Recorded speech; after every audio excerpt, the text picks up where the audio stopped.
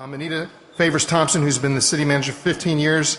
It says here responsible for a $730 million budget. That's a lot of money. 3,000 employees. And she has got a presentation on things going on in the city I think you're all going to want to hear. So, Anita, please come up. Thank you.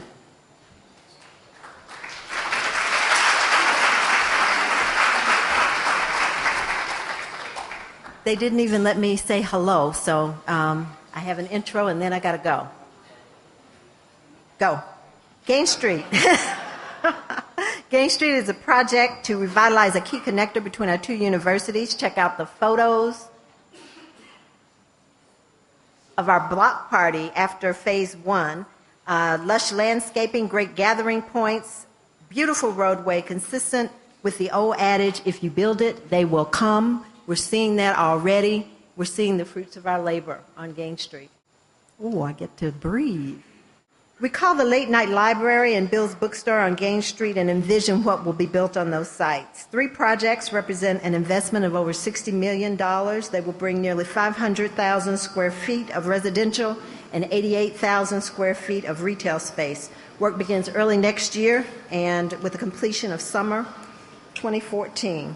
Investment in Gain Street corridor has also brought mixed-use development on Madison Street and Gay that will include 3,500 square feet of retail space and rental housing, and on the second story. Estimated total project cost is $24.6 million.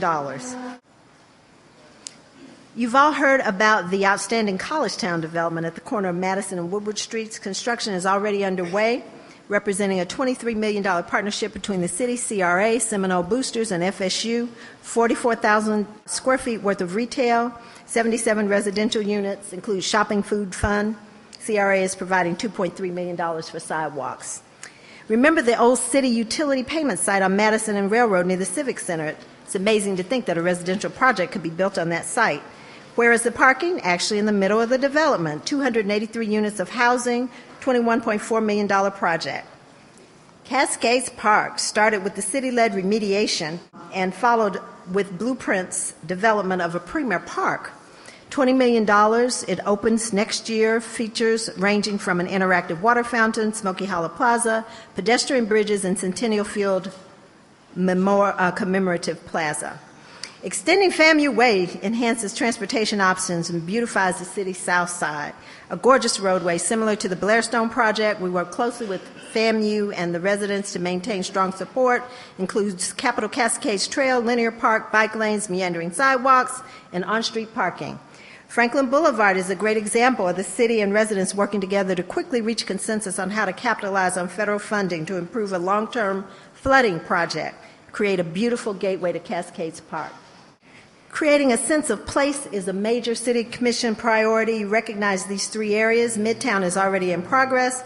Market Street District near I-10 and Thomasville is also underway.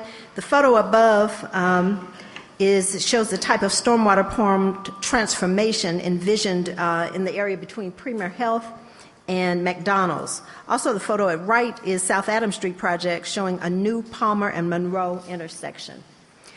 New sidewalks to support Star Metro, $15 million investment, supports increased ridership of 20%. Also, downtown sidewalk upgrades to be more accessible to the disabled. Go to publicworks@talgov.com for more information.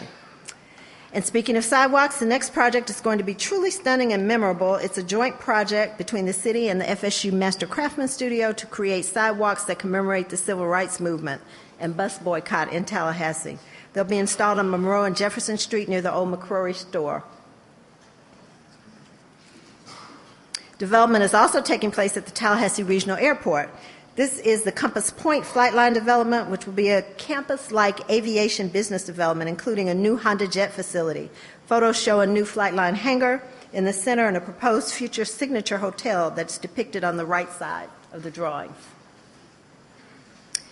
It's not just new development at the airport, but great new service with U.S. Air providing nonstop direct service to Washington, D.C. Hooray! And with reports of people getting $200 round-trip tickets. We're focused on our customers, see our commissioners assisting customers with their baggage at Christmas time. Also, be sure to check out our new cell phone lot and great new coffee shop.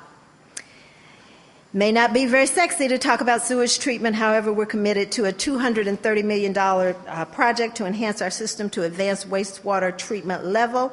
This effort creates 250 local jobs, minimizes nitrates from our treated wastewater, and protects Wakulla Springs and the aquifer.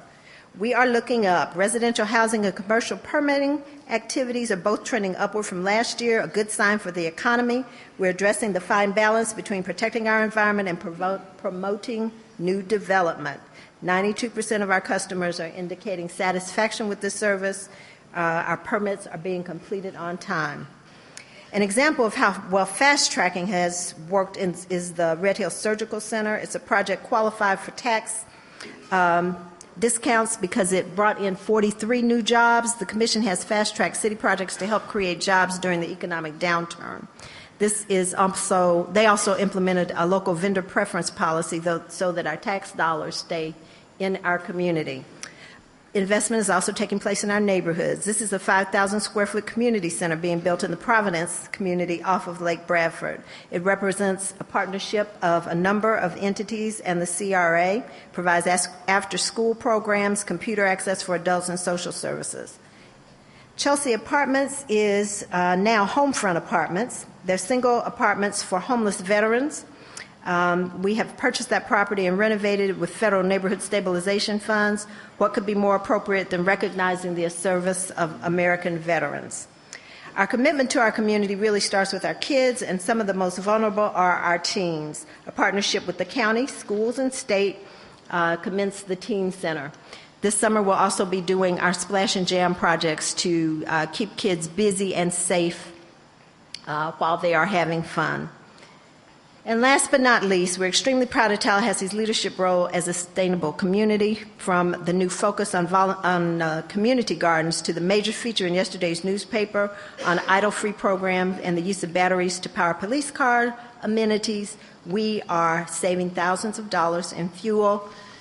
Whew.